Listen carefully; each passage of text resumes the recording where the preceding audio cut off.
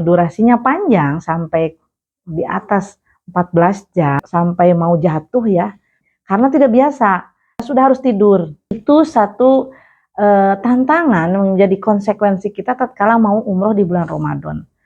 Anda berniat untuk melakukan ibadah umroh di bulan Ramadan? Sudah tahu konsekuensi umroh di bulan Ramadan?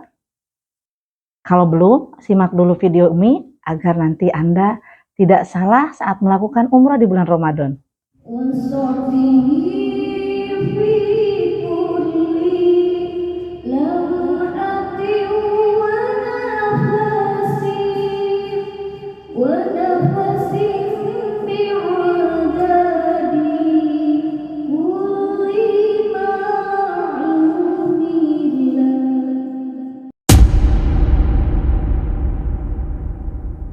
Assalamualaikum warahmatullahi wabarakatuh. Alhamdulillah wassalatu wassalamu ala rasulillah wa ala alihi wa sahbihi wa mawala. Apa kabar sahabat semuanya? Semoga Anda semua dalam keadaan sehat walafiat, dan yang sedang merindukan Baitullah semoga disegerakan untuk berangkat ke sana. Amin ya rabbal alamin. Sahabatku semuanya, mungkin ada beberapa di antara kita yang sedang merencanakan untuk beribadah umroh di bulan Ramadan tahun depan. Apakah Anda di antaranya? Sebelum Anda memutuskan untuk berangkat di bulan Ramadan, ada baiknya Anda tahu dulu apa keutamaan serta apa konsekuensi jika umroh di bulan Ramadan, agar nanti Anda tidak kaget ya. Simak dulu video Umi, serta mohon dukungannya seperti biasa, like, share, dan komen, serta subscribe, semoga menjadi amal jariah buat kita semua.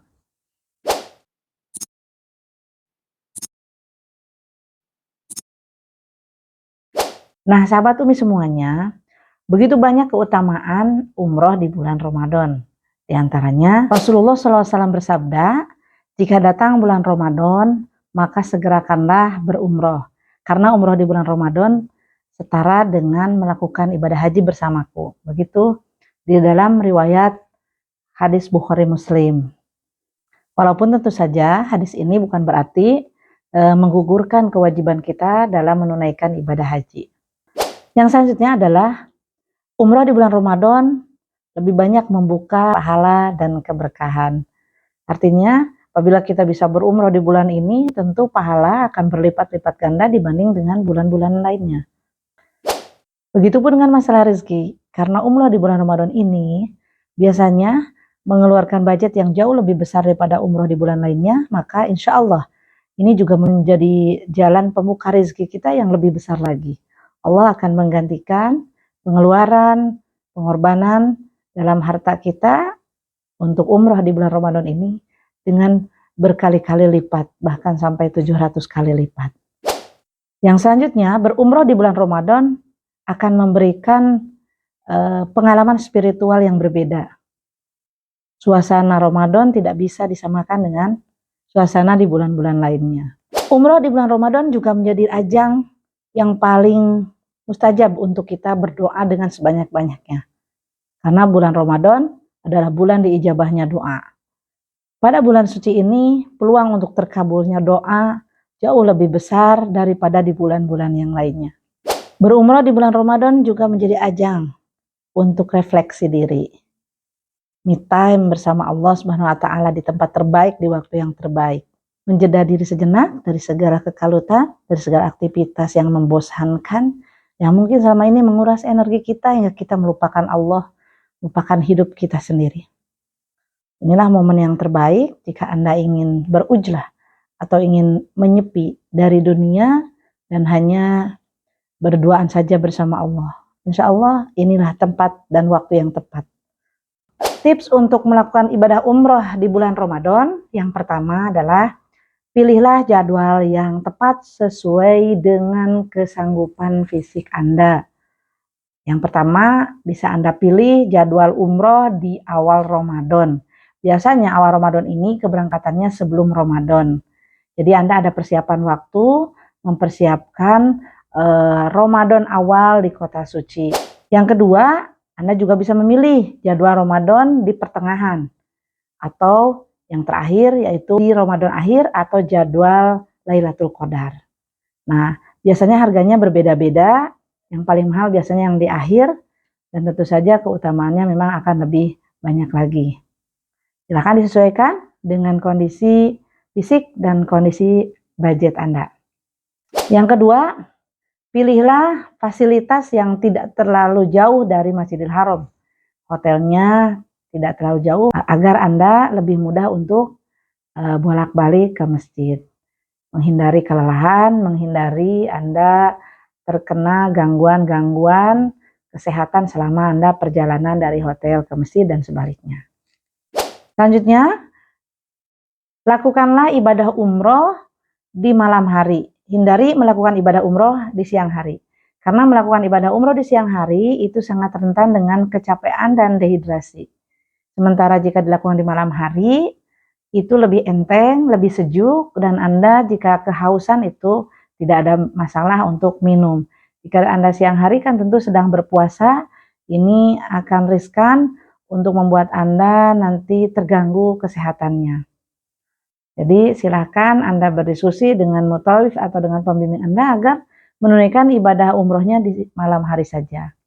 Mungkin gangguan atau tantangannya adalah di ngantuk saja ya biasanya. Selanjutnya, perbanyak mengkonsumsi makanan yang bergizi.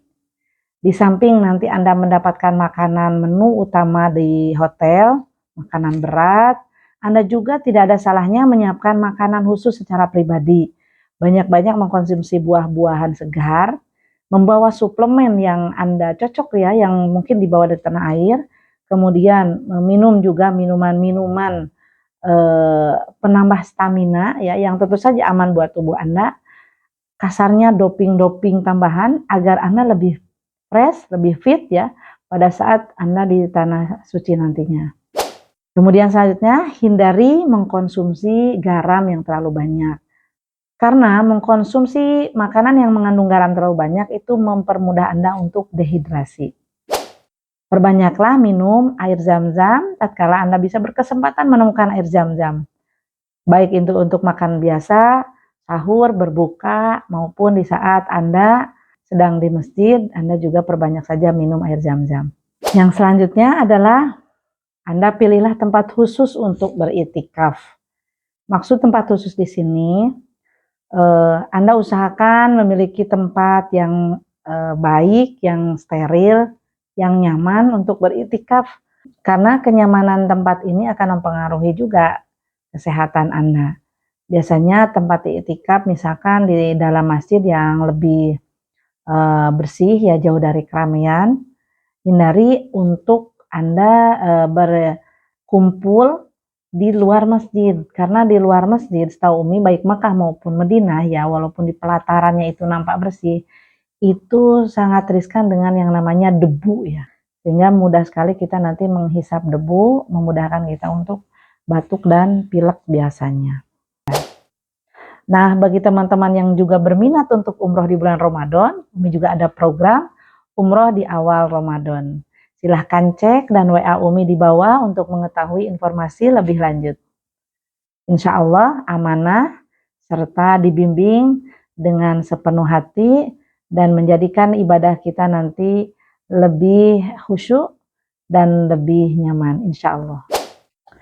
Nah, kalau kita tadi bahas kelebihan, kemudian tips, nah sekarang ada resiko nih, konsekuensi dari umroh Ramadan. Sudah tahu belum? Karena umroh Ramadan di sana itu durasinya panjang sampai di atas 14 jam, maka kita harus ekstra kuat nih secara fisik. Kemudian yang kedua, mengenai sholat tarawih. Tarawih di sana berbeda dengan tarawih di Indonesia, di mana tarawih di kita dengan waktu tempo sesingkat-singkatnya ya, dengan rokaat yang sesedikit-sedikitnya, gerakan secepat-cepatnya, surat sependek-pendeknya. Biasanya seperti itu yang banyak disukai kan ya. Kalau di sana enggak, teman-teman. Di sana itu durasi tarawih itu panjang, walaupun rokaatnya sekarang jadi sedikit ya. Dulu kan 23, sekarang itu setelah pasca Covid itu jadi 13 rokaat. Tetapi dalam satu rokaatnya panjang. Kadang-kadang kita sampai ngantuk, sampai mau jatuh ya pada saat kita sholat tarawih. Karena tidak biasa, siklus kita, tubuh kita di saat itu adalah sudah harus tidur. Karena kalau kita lihat jam segitu itu di tanah air kita jam 3 lagi ngantuk-ngantuknya. Makanya pada saat tarawih itu orang Indonesia rata-rata ngantuk berat. Itu satu tantangan menjadi konsekuensi kita tatkala mau umroh di bulan Ramadan. Bagaimana kita bisa bertahan kuat untuk ikut tarawih dengan nikmat, dengan khusyuk tanpa terserang kantuk yang hebat. Sampai-sampai Umi benar-benar setelah salam itu membasuh muka, membasuh kepala untuk bisa bangun, bisa melek, bisa sadar supaya tidak terlalu berat dengan kantuk. Sampai segitunya. Dan kadang malu juga sama anak-anak yang sholat di sana, orang-orang Arab asli yang memang sudah terbiasa ya bangun jam segitu. Kalau kita karena habis capek siang hari, habis makan banyak juga, maka ngantuknya luar biasa. Nah, itu satu tantangan yang harus Anda persiapkan agar tidak terserang kantuk berat pada saat melakukan tarawih. Nah, resiko atau konsekuensi yang berikutnya adalah dari durasi yang panjang, yaitu 14 sampai 15 jam. Vitalitas kita harus benar-benar kuat, jangan sampai ngedrop karena di sana itu berbeda dengan di tanah air. Jika Anda sudah tua, sudah sepuh, maaf, sebaiknya memang Anda harus membawa doping ekstra.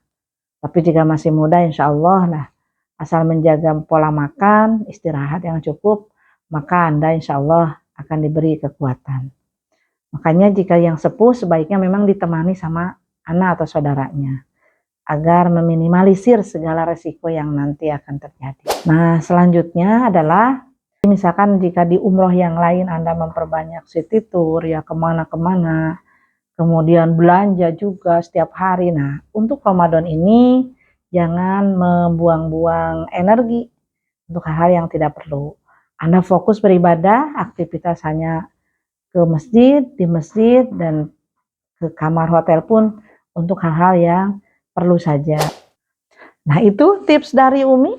Semoga bermanfaat, terutama bagi Anda yang sedang merencanakan untuk beribadah di bulan Ramadan. Semoga Allah mudahkan segala rencananya dan menjadi tamunya Allah yang dimuliakan, dimudahkan, dan kembali pulang dalam keadaan yang makbul dan mabrur. Amin ya rabbal alamin. Terima kasih sudah menyimak. Assalamualaikum warahmatullahi wabarakatuh.